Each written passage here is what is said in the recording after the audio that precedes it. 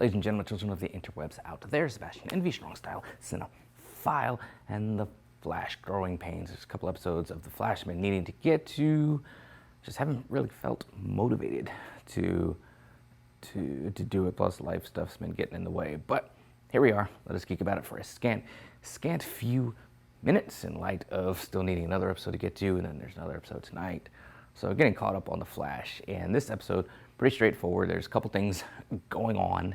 The growing pains is the fact that previous episode, Iris invited the Speedforce to come home with them to seek shelter because she's being attacked by the other forces. There are some kind of quirky things about the Speedforce where you kind of wonder maybe if the Speedforce is going to be long-term the actual big bad of the series. As I previously said, it would entertain a whole bunch of drama and just emo CW type of crap because Speedforce has taken on the persona of Barry's mother, Nora. Even in this episode, they called her Nora a couple times. And the actress has not aged a day, it seems like, since the pilot. Just amazing. So there's that going on. Her proximity to Barry is causing his powers to act out of sorts, which causes some awkwardness at home, causes some awkwardness on the job, where she insists upon trying to follow him.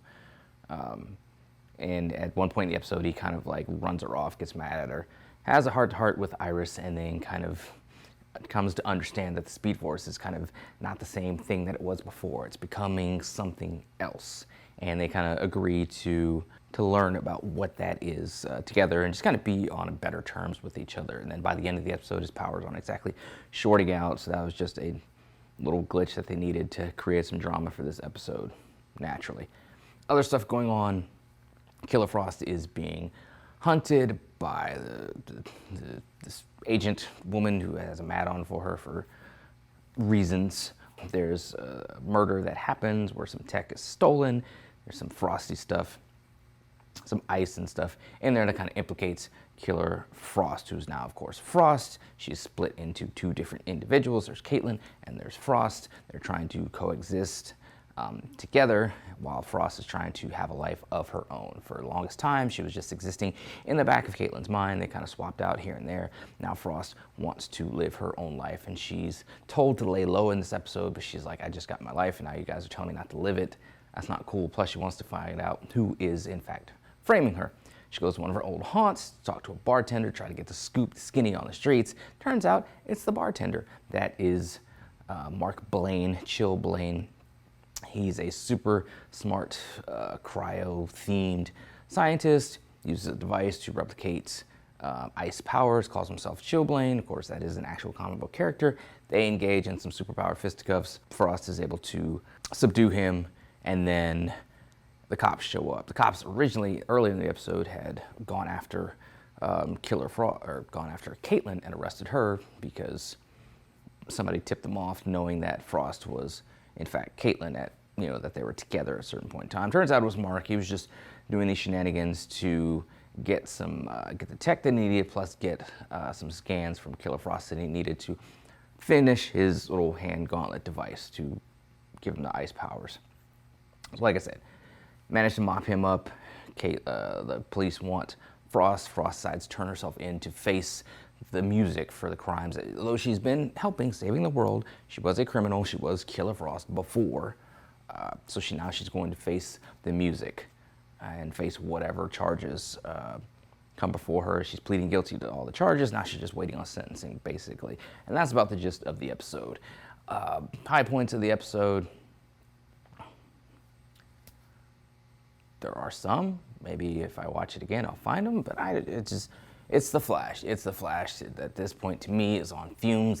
It's struggling with some of the characters, with some of the stuff that they have happened to them. It's struggling with a bloated cast.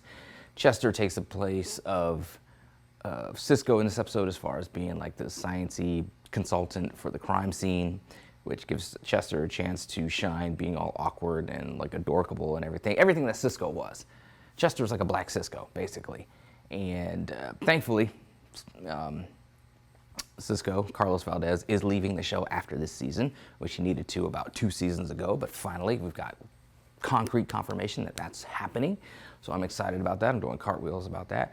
But he just got his absence in this episode plus Camila's absence is explained away just in a throwaway piece of dialogue. So it is what it is. But this episode just shows that he is not needed, that his part is now played by Chester. It's the same part, but it feels kind of fresh because it's somebody else doing it, somebody who's bringing just a naivete and an enthusiasm, a freshness, a fresh face to the group, which is what's needed. I saw some people who were tweeting about basically jumping off the ship, jumping off a cliff, the fact that Valdez was leaving the show. And I'm just like, what has he done in the past couple seasons that justifies him being on the show? Like, he just needed to go away. And now he is. I'm happy. So maybe that'll better the show going into the next season and beyond, as the Flash kind of becomes the anchor of the Arrowverse. But overall, with this episode was okay episode. Nothing really groundbreaking or earth-shattering happened as far as the Barry and his story with the big bad and the forces that are attacking the Speedforce. Like I've said, I think that Speedforce is kind of going to end up being the big bad in the end. It's kind of foster some drama, with Barry, and the fact he has to fight the Speedforce, or maybe something that brings him into conflict with Speedforce that looks like his mom, that sort of thing. Outside of that, characters are kind of just spinning their wheels, doing the same stuff that they do at this point. So it's just, as I've said, the Flash is running on fumes, and I find myself rarely getting excited over things that are going on with it. That's just me at this point. You may find it to be highly entertaining. That's just not where I'm at anymore. So it is what it is. But those are some of my thoughts on the episode, scattered as they often are. What do you guys out there think? Let me know in the comments below. Follow me social media, because my follower count is stagnant on Twitter and Instagram. It's really pathetic. It just is. So help a brother out, In the meantime, let us geek.